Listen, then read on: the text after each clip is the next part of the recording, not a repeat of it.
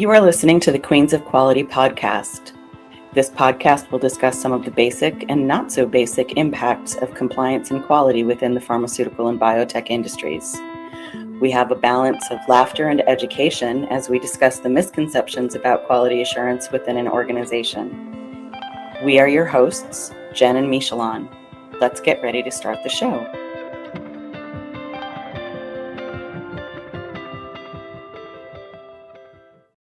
Hi, and welcome back to Queens of Quality. Hi, Michelleanne. Hi, Jenn. Talk about leadership support.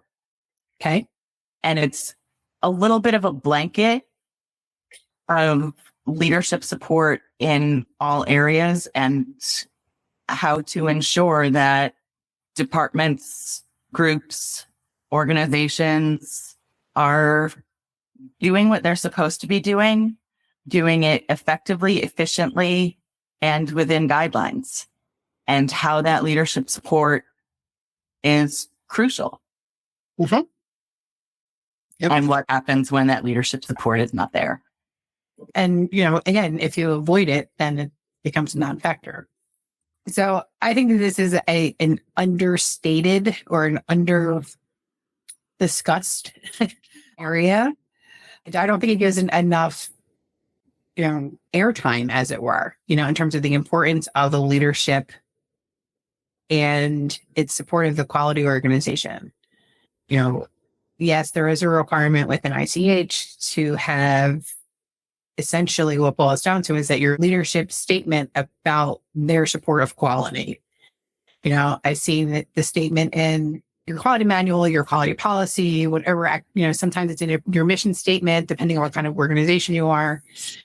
So it really boils down to, as the leaders within this organization, we understand and agree to and will support the resources, people, activities, etc., necessary to operate at a high level of quality within this regulated environment. Okay. So, and sometimes that quality is a small Q, sometimes it's a capital Q kind of thing. And, as you say, it's kind of a blanket statement in terms of the leadership support that is necessary. And we've both seen more often, unfortunately, than I'm sure we'd like to admit, where that leadership support does not happen and how it starts to impact the organization as a whole. And one thing I have struggled with over the years is the justification of headcount for the quality organization, especially from a internal consulting perspective. When you become that partner with your functional area and you're talking through some potential issues and that type of thing, a lot of it you can't quantify because it happens in real time. I can't say that I'm going to spend 15% of my time on this and 25% of my time on that because you just don't know. And there's always that ebb and flow kind of thing. So that's one way that management and leadership supports the capital Q quality organization by providing the appropriate resources. Yes. So that's the easy example. It's like, just, have more people. Okay. That's, again, the ideal is to have every function fully operational and fully staffed. I'm sure they're fully operational, but fully staffed. But because the answer is not always work more hours. Correct. Yes. Which I did hear from someone at one time. Mm-hmm. And that's really unfortunate. I mean, that's a different kind of rabbit hole we can go down because, that just goes back to quality of life. And I'm going to go with a capital Q quality on that one. That is definitely a capital Q quality on that one. Yeah. But that's where, again, being able to quantify what you do is always important. We all have certain metrics that we want, or we look at. And that's a lot of the language. I know that I've talked before about the love language. Sometimes for leaders, the love languages are metrics and numbers and dashboards. And what does that really look like? And doesn't that make us exciting?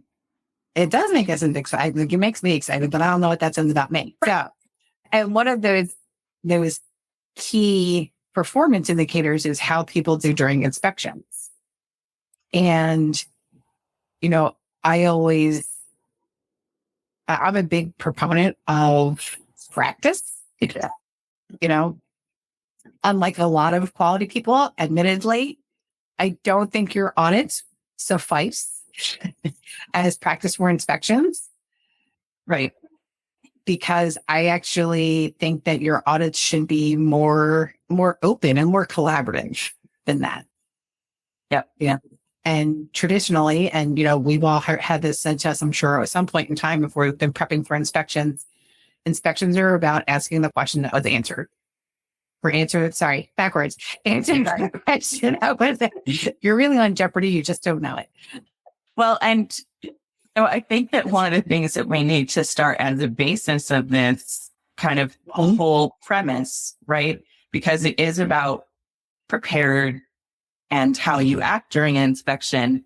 And there is an expectation by all of the health authorities that you are always ready for inspection, that you are always working at that level.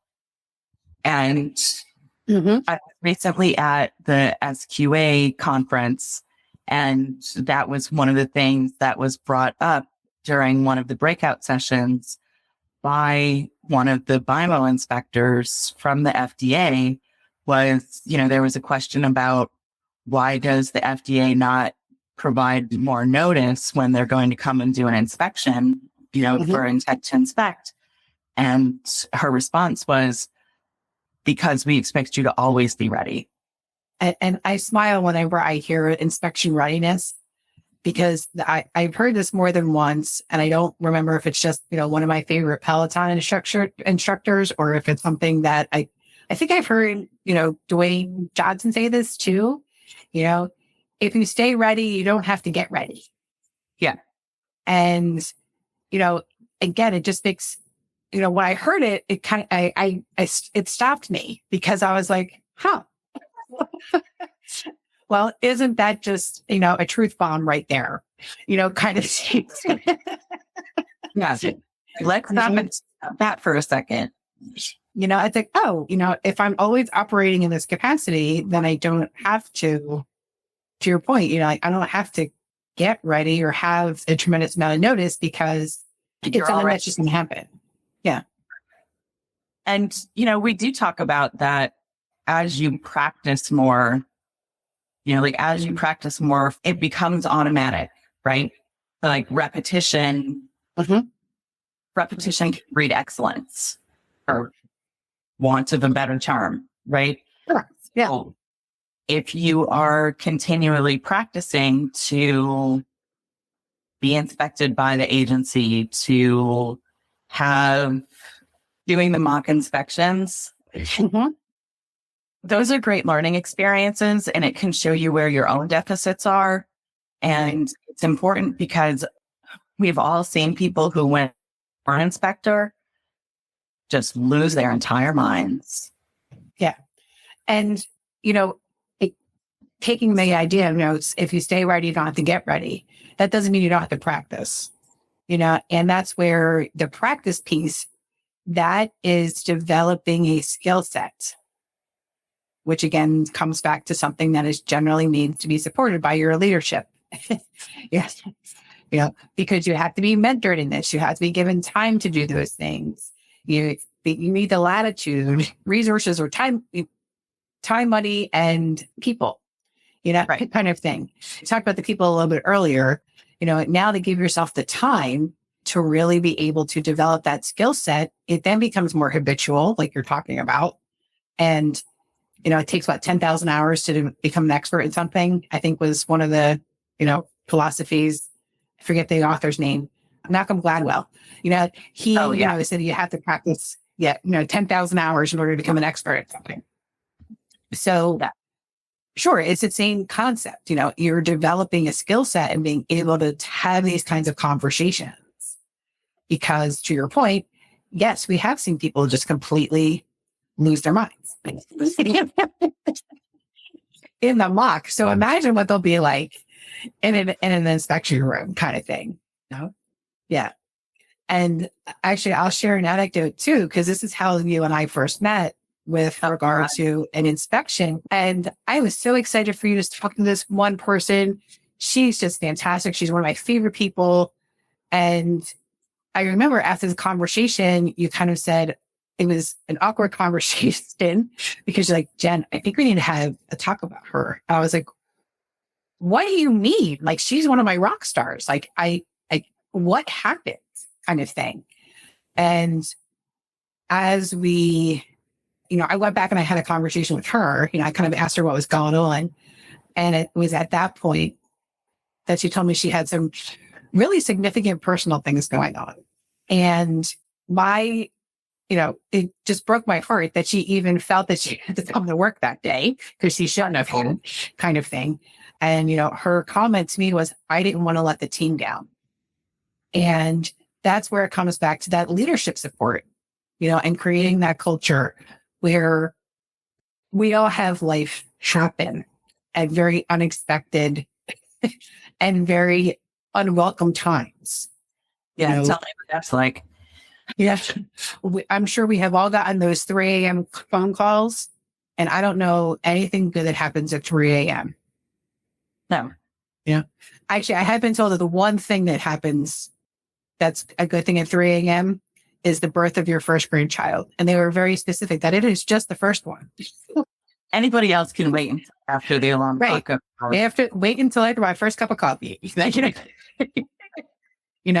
So again, my heart broke for her in a lot of different ways, because she didn't feel like she could take that time and space and say, I'm not able to do this with you today, kind of thing, and for her leadership to not even be aware, of, again, we don't have to get into everybody's personal lives. Don't get me wrong.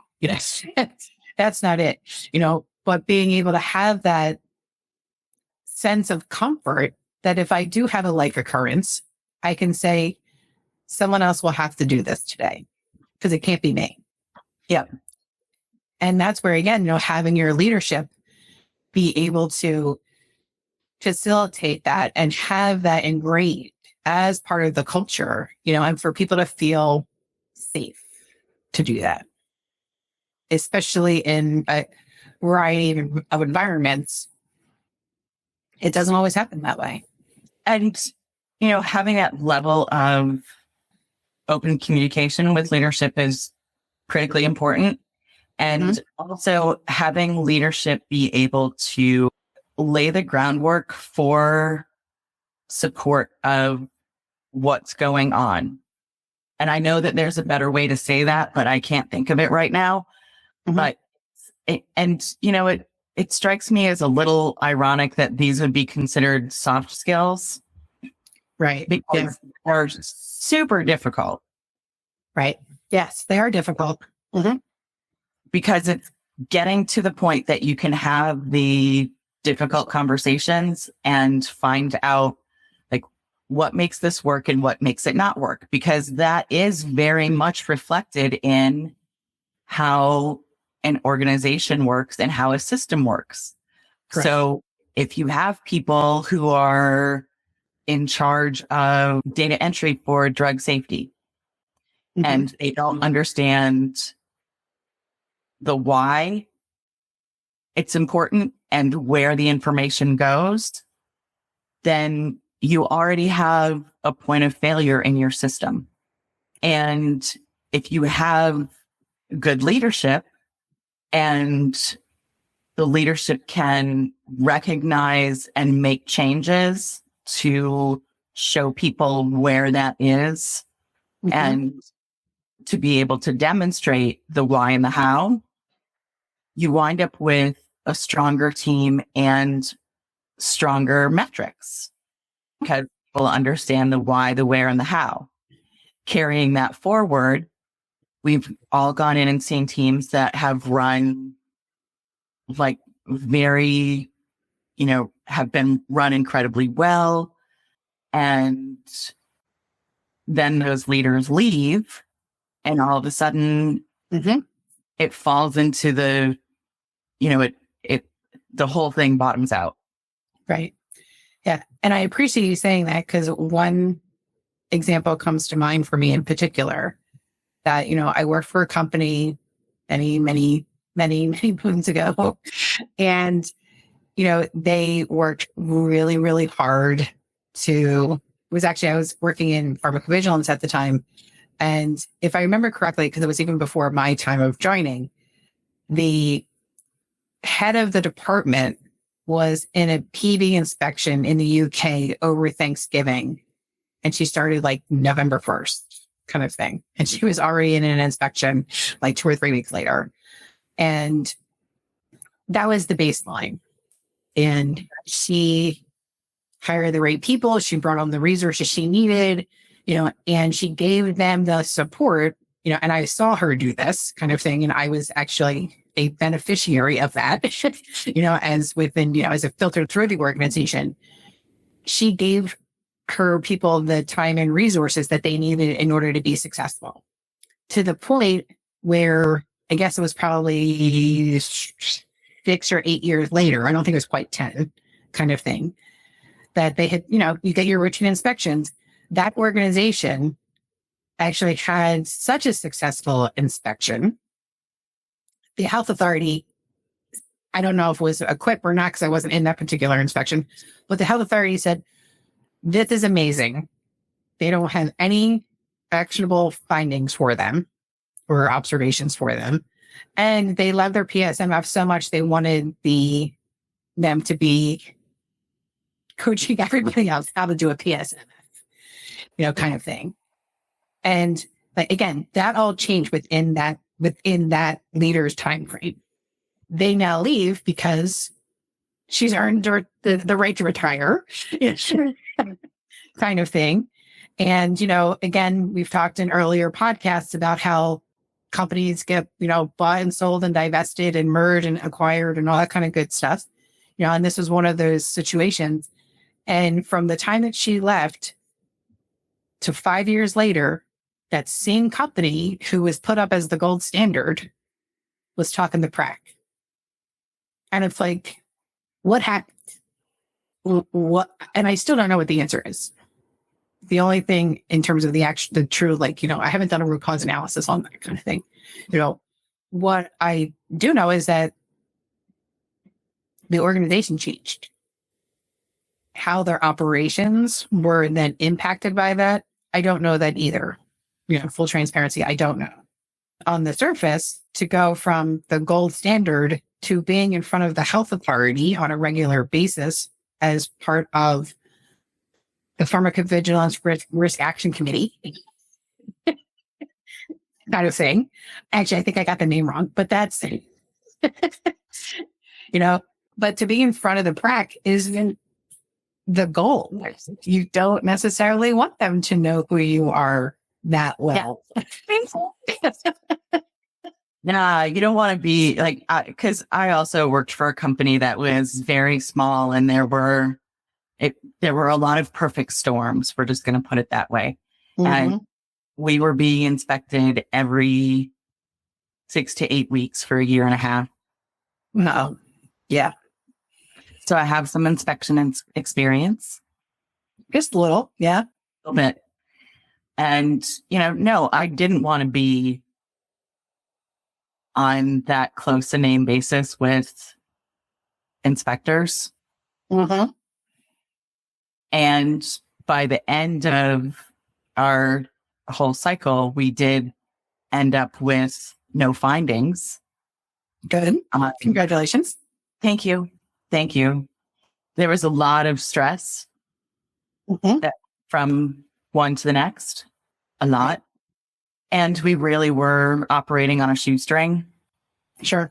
There were not a lot of people within that organization. And it really does matter how you present to the inspector. Because as we've talked about before, I've also had where I've gone in as a consultant after an inspection that was, just shy of basically just shy of a consent decree. And I said in the opening meeting that I wanted to talk to the people from the organization who had spoken with the inspector, and I got jumped on about it. And they said, doesn't matter what they said and who it was. And it's like, well, it actually does. It actually does matter. Because to your point, if it wasn't positioned the right way, or the appropriate context wasn't given, again, you're not giving false information. Right. But if you didn't give all of the right information, then that can give we'll call it a less desirable kind of picture.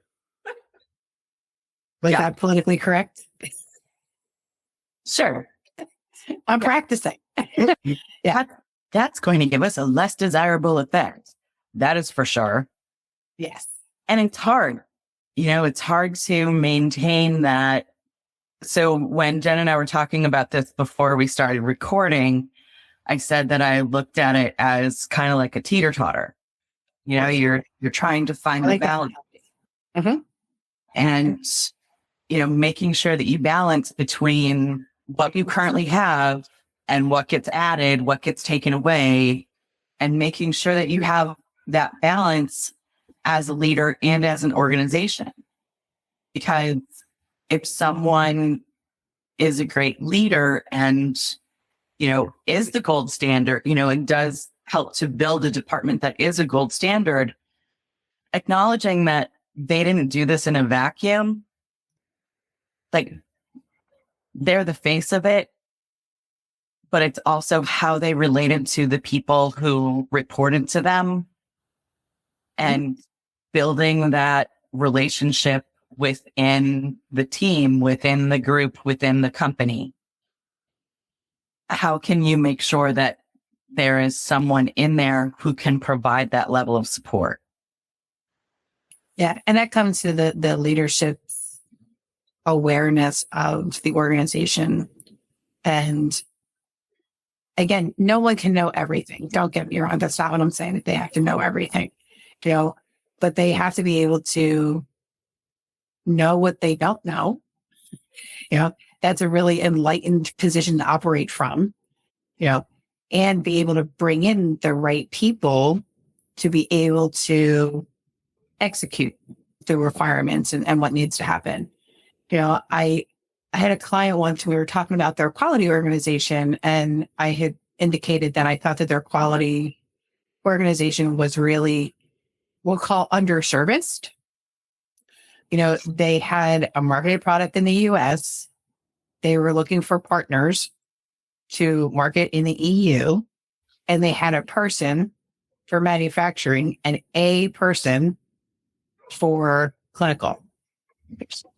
So they actually did not have a quality person who managed their documentation system, their training system, all of the other pieces. They didn't have a PVQA person. Again, they had several programs and several studies going on within each of the programs. So one GCP person was not sufficient, kind of thing, And when I was talking to them about some of the other investments that they would need to make from a quality perspective, the comment I got was that we hire quality people, so we don't need to expand our quality department. And I have to say that I didn't expect them to write a blank check and say, sure, we'll go out and, hire that many people and this and that and the other, today kind of thing. I didn't, that I was prepared for. Or, that was an answer I did not expect to hear at all, because again, it was someone who is well-versed in the industry. They've been in the industry a really, really long time. They were responsible for a lot of stuff. They had lots of, and head of as part of their title, kind of thing. So that just told me that they didn't know what they didn't know.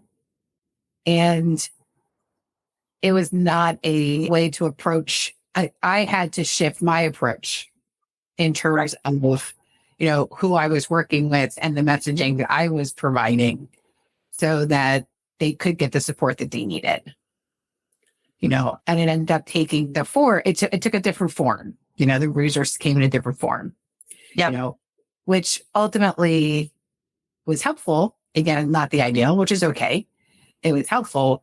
And it just it was a good learning for me too, about what do I say and what do you hear? Exactly. Yes. In terms of, because again, when I say you really need to have this quality organization, you're going into Europe, you're going to be inspected, so you need to have X, Y, and Z. And they were like, no, we're good. I was like, I was kind of taken aback. Yeah, I kind of had a very cartoonish kind of reaction, I'm sure, but that's where, again, I needed to basically think on the fly, and say, okay, this is how we can kind of reposition it. And, I needed to start to speak his language kind of thing, so he started to hear what I was actually saying. But eventually, it took a couple of different forms.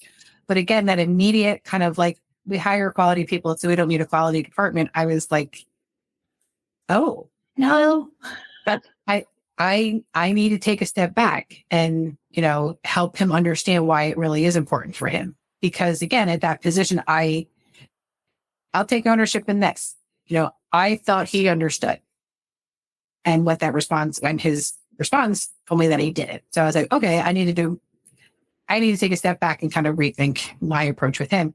But that's where, again, to have his team, luckily for me, it was an independent conversation. So he didn't say it in front of his team. I don't know what was conveyed to his team.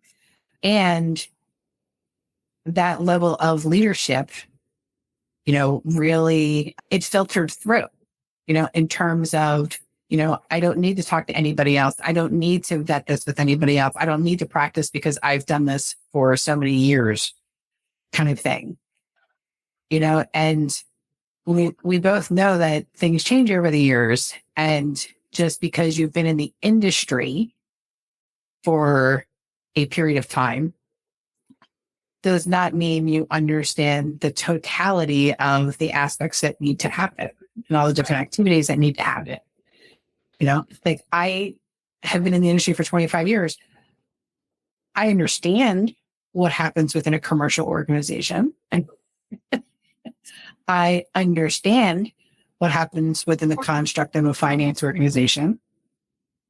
I should not be working in those organizations. I do not have the skill set to say that I know what they need kind of thing. So again, that's where the leadership capabilities and leadership support, to make sure that all of these things can happen really becomes it becomes mission critical. Yeah. No, it does become mission critical because, I know that I've mentioned this before also, that one of my, for lack of a better term, favorite former directors said, we do a lot of work and we make a lot of mistakes. And that's okay. And, that made me feel better overall about, not being perfect. Because I think that we have that, we have that stress on us all the time that, it's got to be perfect. And it's not. Yeah. It's not. Right. Yeah. I mean, and I think that that's a really enlightened statement for them to have made. Yeah. And because again, we are human beings. We will make mistakes. And I think I mentioned in one of our earlier podcasts about, somebody being transparent should not then be punitive. Kind of thing, and that's a piece of, I talk about things I feel passionately about. That's one of the things I feel really passionate about too, is that, because I'm owning things, like use myself as an example, because I will own something, is it something that I should be punished for? Right. And that ability to feel safe, that I had mentioned before about saying, hey, Michelleanne, this is something that I need to talk to you about. Yeah. It's like, oh, okay. And I think even in our first season, I had mentioned at one point, I am very lucky because I love my job and I love what I do, and I talk about my passion and having all these skills because I do love what I do. And to be able to say, the best days I've had is when people say, Jen, there's something I want to talk to you about. And I just feel like that is, again, that's the leadership that they've received. It's the leadership that they demonstrate, to be able to have those conversations that show your humanity. Exactly. And I think we hear that a lot within this industry. And again, that's why I say that this is considered to be a soft skill, but it's not. It's really difficult. And it really applies, through pretty much all of the industries. I can't think of one that it doesn't, but I leave the caveat of pretty much all just for... Because you're not perfect. So if you have any questions about what the leadership looks like and what it needs to look like and what you want it to look like and having those discussions, please feel free to reach out to us. And our website is www.metisconsultingservices.com. Thank you for listening to the Queens of Quality podcast. To continue the conversation, please follow our LinkedIn profile, Metis Consulting Services, or for additional resources, visit our website at metisconsultingservices.com. You can listen to the show free anywhere you find podcasts. Love the show? Don't forget to subscribe, like, review, and share with others. Thank you again for listening, and we will see you next time.